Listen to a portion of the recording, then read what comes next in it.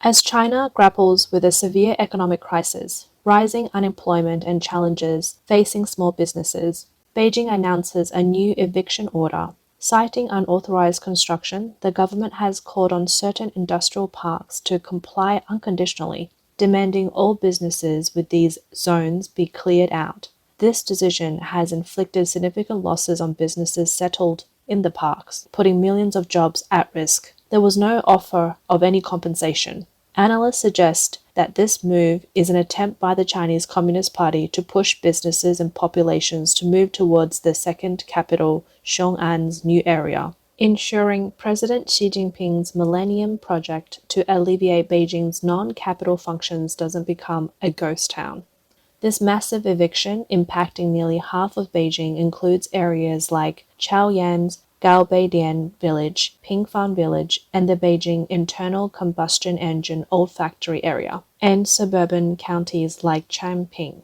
On August 20th, a Weibo user with the handle Zhenyi has something to say narrated the forced relocation experience of his friend's company. Authorities gave his friend, who we'll refer to as Guy, just a week to relocate his business. Due to changes in Beijing's planning, his business's industrial park was slated for demolition. Zheng Yi mentioned he's quite familiar with Guy's business, located within the 5th Ring near Chaoyang Joy City. Whenever someone sent packages to Zheng Yi, they would be addressed to Guy's place, who would collect them on his behalf. He was shocked to learn of the eviction, especially given the unreasonable 1-week notice. What's more surprising was the issuance of such an essential document by seemingly obscure departments named Village Eviction Office and Village Greening Office. Prior to this, there had been no rumors or information about the planned demolition. Guy's company is situated in an industrial park refurbished from factories built in the 1950s and 60s. Over the decades, it has housed over 100 private enterprises, some with significant industry reputation, who could have anticipated such abrupt eviction. Guy mentioned some neighboring businesses that had recently invested in renovations. These companies, after being shut for nearly 3 years due to COVID, were hoping to turn a profit, but are now facing a catastrophe.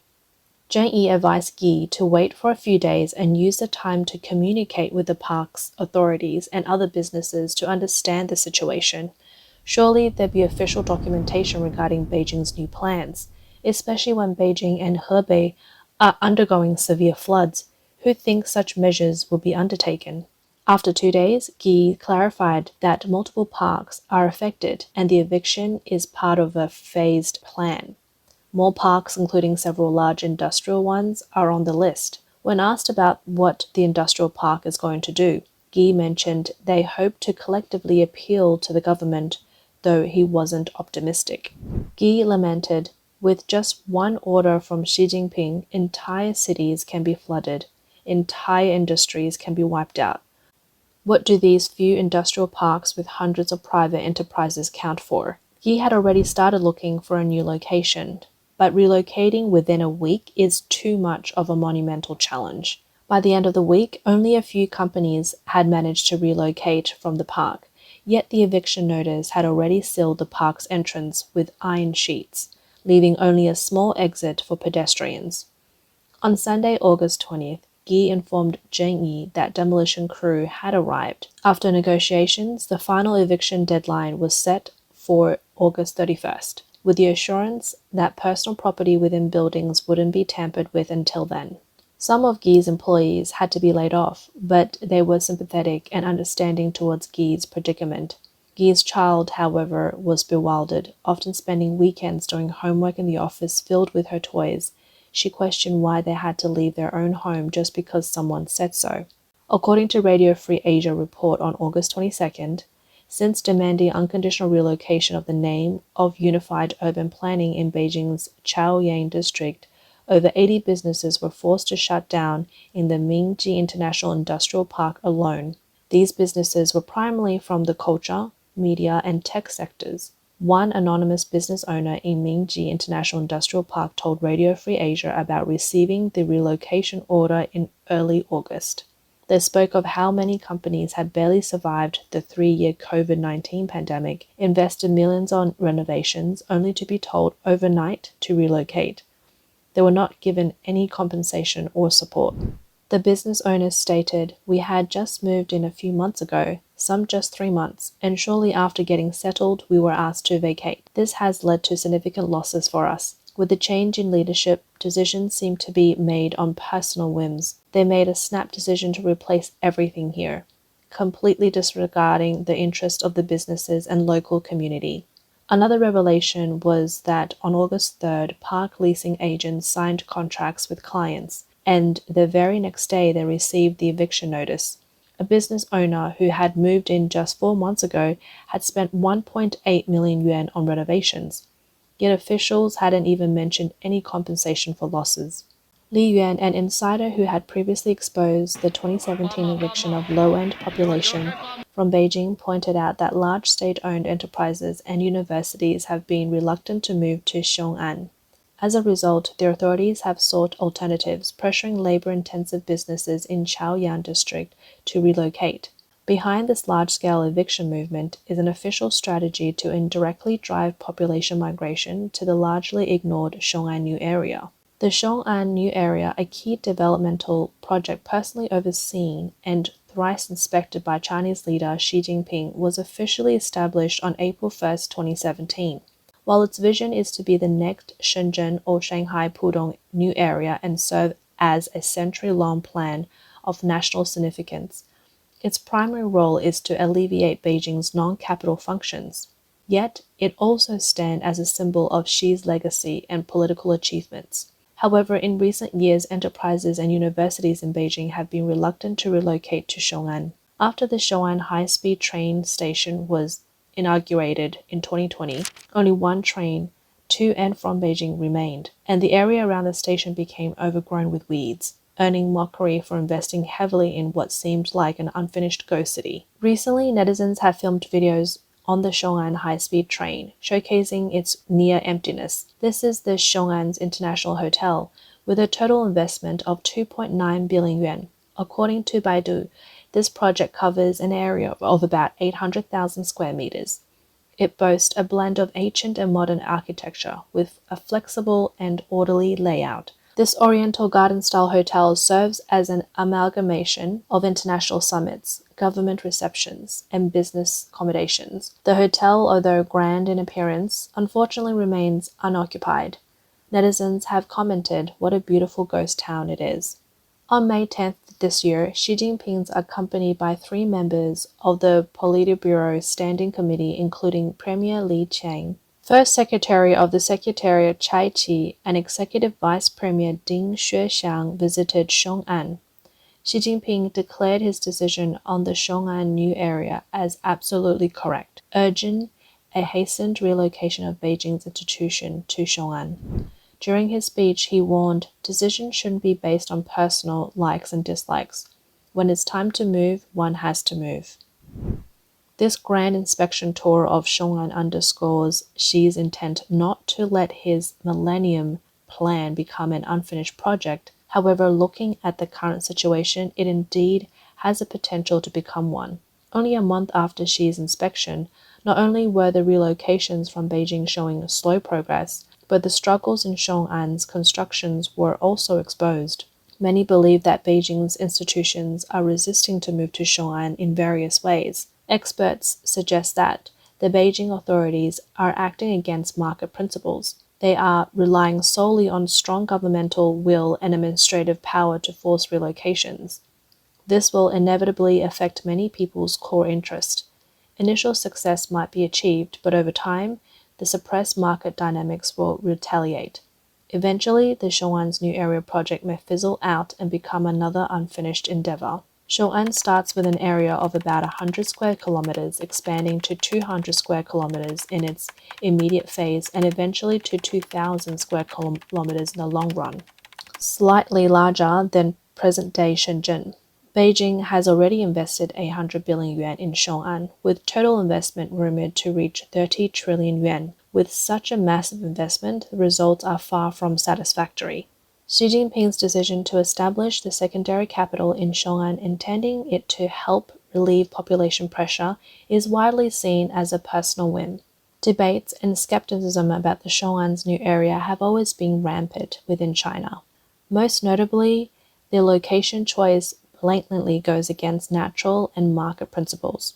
Xiong'an is near Beijing Lake, the largest natural flood storage area in the North China Plain. In a 2019 article titled The Challenges of Building the Xiong'an New Area, Lu Dadao, a geographer and an academic of the Chinese Academy of Science, pointed out that the location of the Xiong'an New Area has no advantages from both macro and micro perspectives. The Xiong'an New Area is situated on the slope of a large depression in the northern plain of Hebei province. The center of the depression is the Beiyang Lake, averaging an altitude of around 10 meters. Historically, this area has been prone to frequent flooding, with inundations occurring 9 out of every 10 years.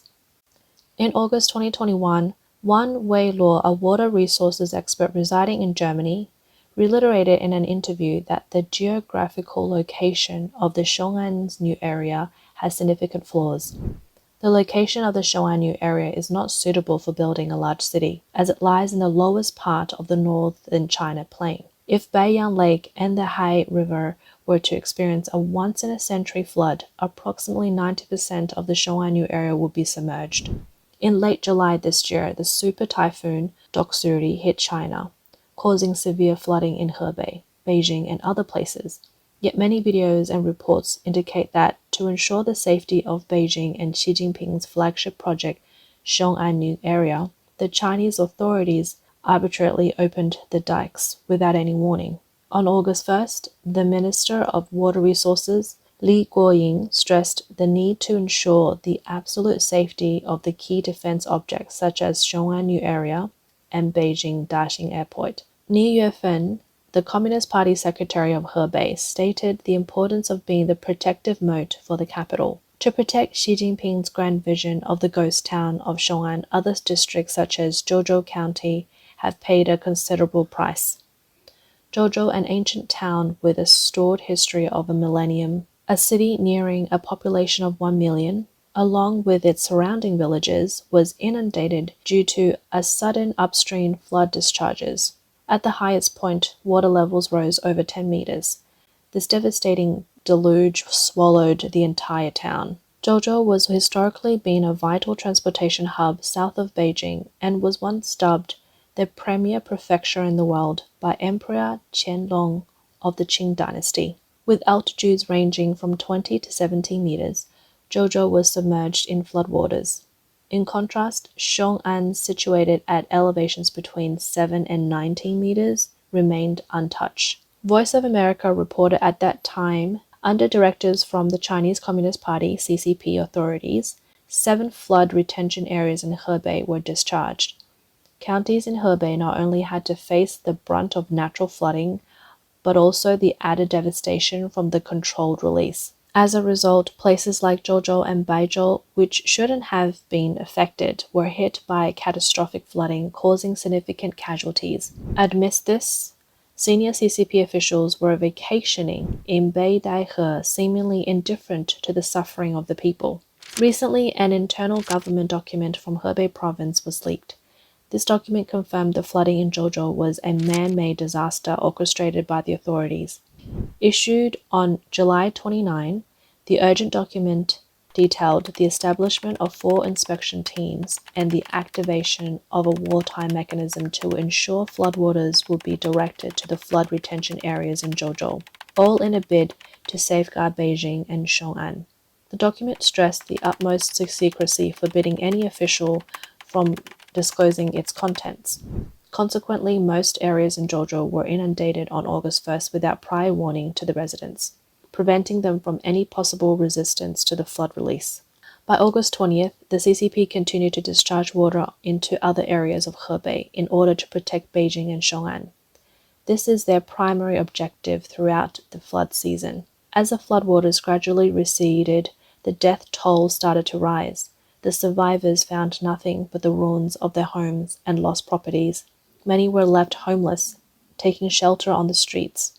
Official CCP media stated that by August 10th, 33 people had lost their lives in Beijing, with 18 missing.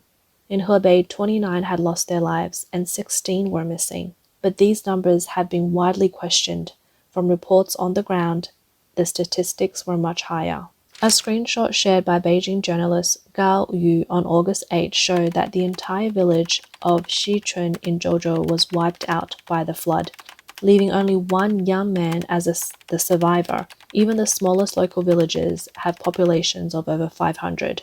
Soon the resentment of the disaster-stricken area erupted like a volcano. On August 22nd, a man was seen furiously smashing advertisement boards on the streets of Xiong'an. Videos circulating online showed residents protesting in front of the Beijing city government. They contested the authorities' narrative, which attributed the flooding to rain. They displayed banners stating, "Return our homeland. It was clearly due to flood releases, not just rain." Protests led to physical altercations with the police. This flood disaster exposed the true intentions of the CCP's ambitions in Xiong'an. Observers note that the project seems to bring only hardship and financial burden on the Chinese population without tangible benefits. If there isn't a change, the people of Hebei may continue to pay a hefty price to safeguard Xi Jinping's vanity projects in Beijing and Xiong'an.